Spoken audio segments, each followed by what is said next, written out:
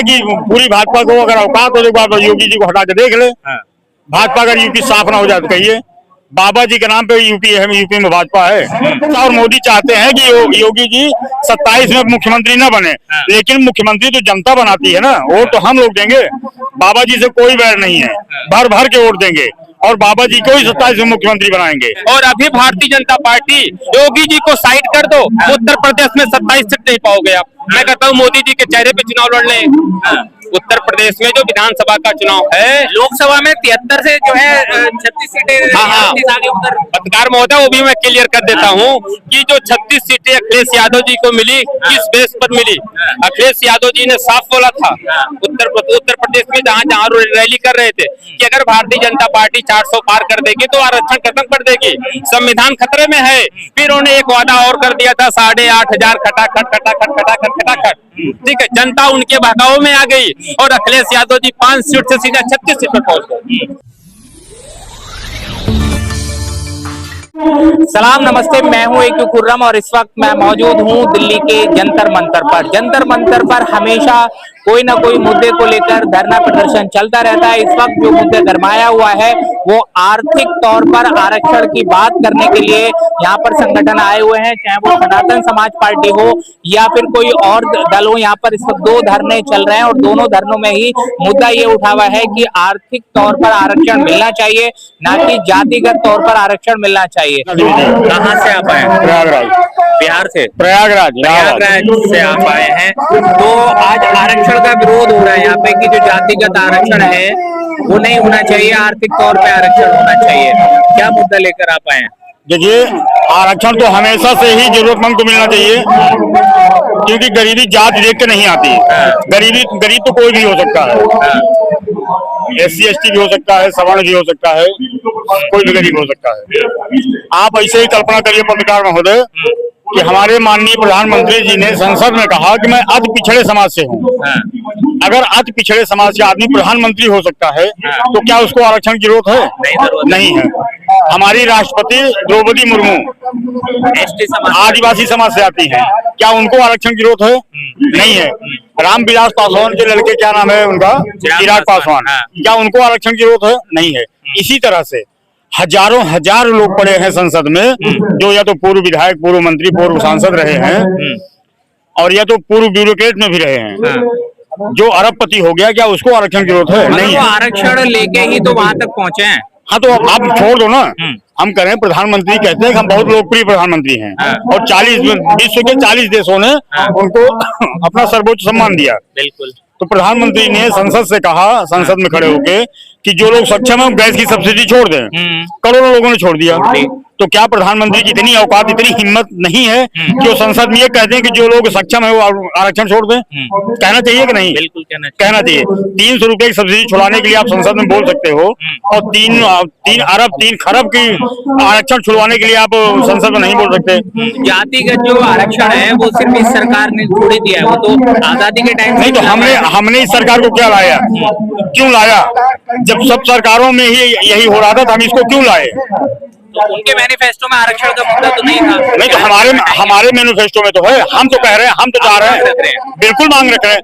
नहीं, हम उनको प्रधानमंत्री बनाए, अपना खून पसीना देके 2 सीट से 303 सीट पे पहुंचाए, तो हमने ही पहुंचाया ना। और हमारे ही पीठ में छुरा घोंप रहे हैं। आप बताइए, 12 साल इनको प्रधानमंत्री हुए हो गया है। 12 साल में प्रधानमंत्री नरेंद्र मोदी ने सवर्णों के लिए क्या काम किया? एक काम आप बता दीजिए। वो कह रहे सबका साथ सबका विकास, सबके लिए काम कर रहे हैं उनकी सरकार।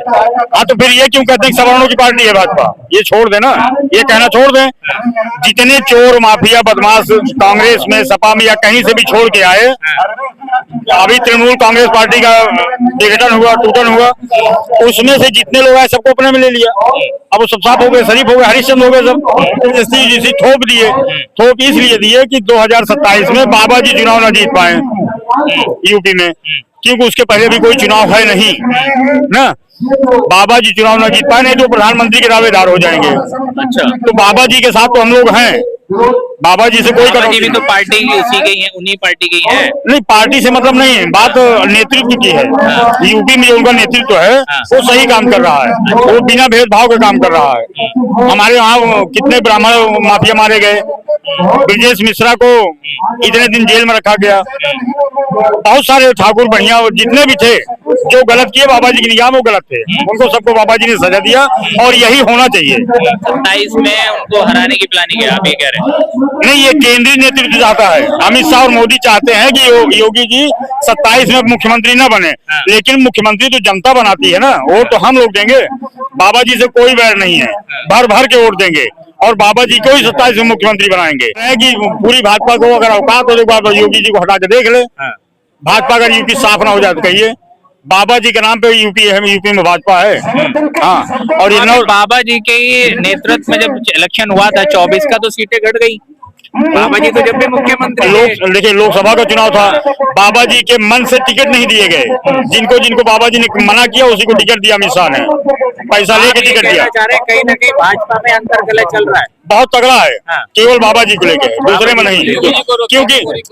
क्योंकि मोदी के बाद सबसे लोकप्रिय नेता वर्ल्ड में कोई है तो योगी आदित्यनाथ जी हैं। इस देश का हर प्रदेश का जनता ये चाहती है कि योगी जी जैसा मुख्यमंत्री बने।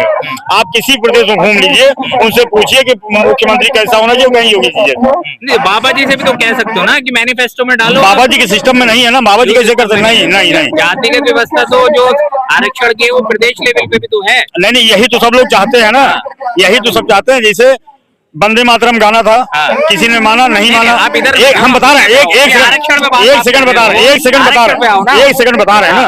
जैसे वंदे मातरम गीत था, किसी ने नहीं माना, जब संसद से कानून पास हो गया तो मजबूरी है सबकी मानना।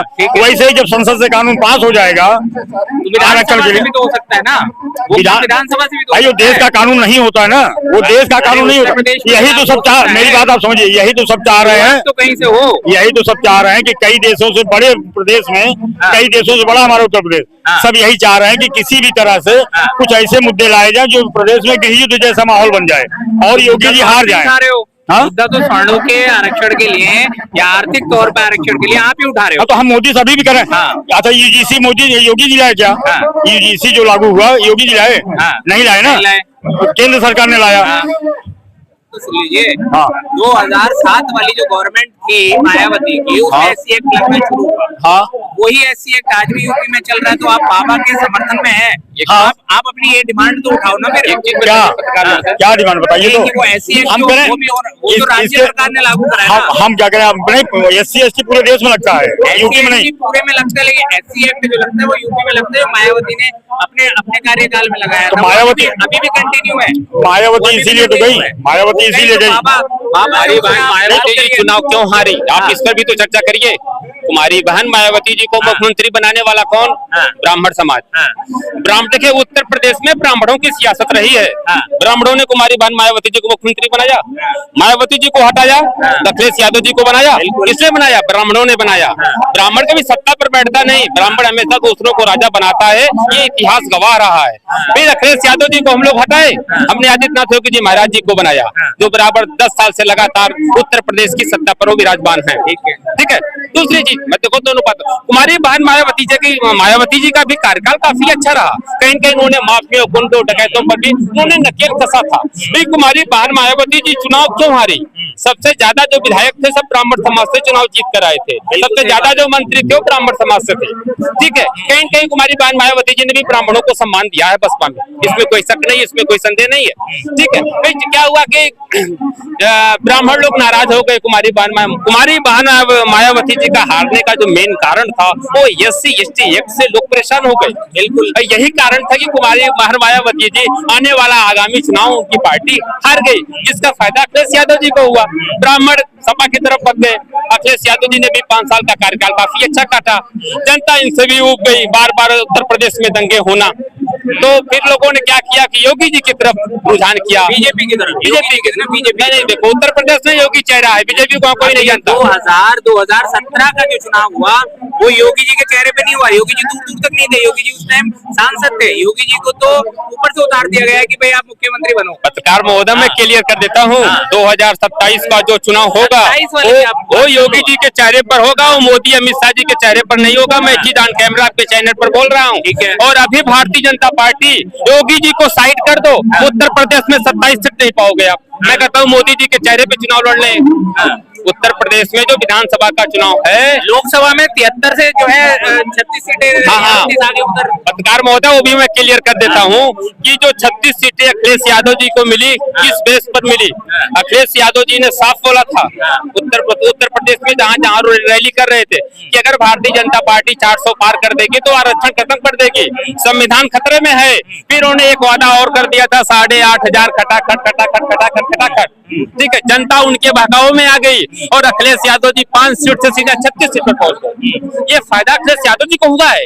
विपक्ष के बड़े चेहरे हैं, सबसे ज्यादा लोकसभा की सीटें उनके पास है। मैं आपकी बात से सहमत हूं, आपने क्वेश्चन बहुत अच्छा किया, क्योंकि 2027 का जो चुनाव होगा वो योगी जी के चेहरे पर होगा, वो मोदी जी के चेहरे पर नहीं होगा। अगर भारतीय जनता पार्टी मोदी जी को आगे करके अगर उत्तर प्रदेश में अगर चुनाव 2027 का लड़ेगी तो 27 सीट नहीं पाएंगे। मैं बता रहा हूँ आपको, मैं पूर्वांचल से आता हूँ।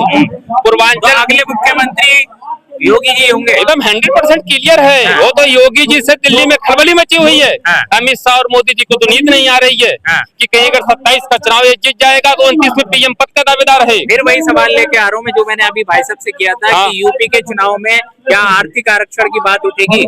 देखिए सवाल देखिए, आप इस राजनीति को आर्थिक स्थिति के आधार के आरक्षण से हम मत जोड़िए। सवाल जो आप आरक्षण की बात आपने कहा, तो वो आरक्षण को मैं क्लियर कर देता हूँ। आरक्षण जो है आर्थिक स्थिति के आधार पे ही होना चाहिए। तो अगर ये आरक्षण अगर आर्थिक स्थिति के आधार पे अगर लागू किया जाएगा तो इसका फायदा एक गरीब आदमी होगा। मैं सबकी बात कर रहा हूँ।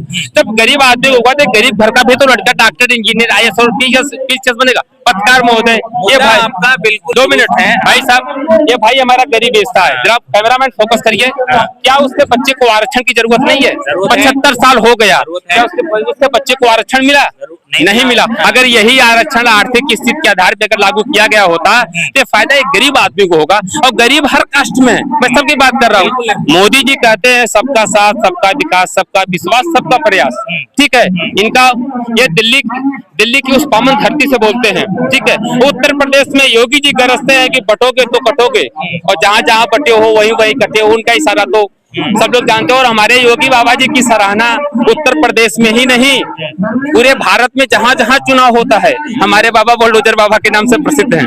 जहाँ देखो हमेशा बुलडोजर बाबा की चर्चा होती है।